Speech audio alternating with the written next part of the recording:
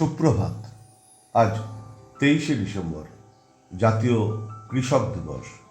মূলত কৃষকদের কঠোর পরিশ্রমের স্বীকৃতি প্রদানের জন্য প্রতি বছর এই দিনটি পালিত হয়। খাদ্য নিরাপত্তা নিশ্চিতকরণের ক্ষেত্রে কৃষকদের প্রচেষ্টা গুরুত্বপূর্ণ ভূমিকা পালন করে। তাদের প্রতি কৃতজ্ঞতা ও শ্রদ্ধা জানানোর বিশেষ দিন। কৃষি ও কৃষকদের কল্যাণ সাধনে জমিদারি প্রথার বিলোপ, ভূমি সংস্কার, কৃষকদের ক্ষমতায়ন, ভূমিহীনদের মালিকানা প্রদান ইত্যাদি গুরুত্বপূর্ণ পদক্ষেপে ভারতবর্ষের বিশিষ্ট স্বাধীনতা সংগ্রামী, প্রখ্যাত লেখক, কৃষক নেতা এবং স্বাধীন ভারতবর্ষের পঞ্চম প্রধানমন্ত্রী মাননীয় চৌধুরী চরণ সিং উল্লেখযোগ্য ভূমিকা পালন করেন। আজ তাঁর জন্মদিন।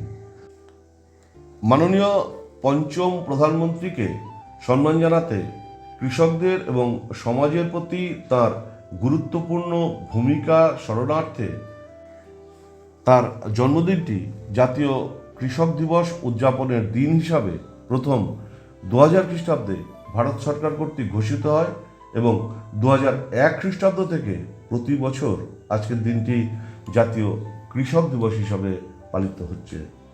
দিনটি পালনের মূল উদ্দেশ্য হল দেশের খাদ্য নিরাপত্তা ও অর্থনৈতিক স্থিতিশীলতায় কৃষকদের অপরিহার্য ভূমিকা স্মরণ করা, তাদের অবদানকে সম্মান জানানো এবং কৃষকদের সমস্যা ও সুযোগ নিয়ে আলোচনা করা।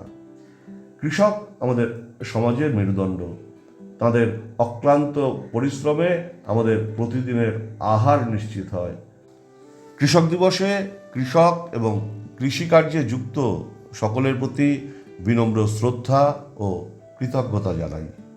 শোনাই কিশোর কবির অন্যতম শ্রেষ্ঠ কবিতা কৃষকের গান।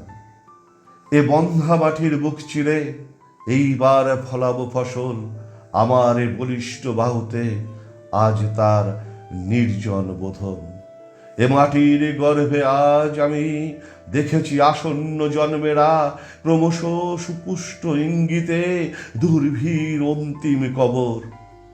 আমার প্রতিজ্ঞা শুনেছ কি, গোপনে একান্ত এক পণ, এ মাটিতে জন্ম দেব আমি অগণিত পল্টন ফসল।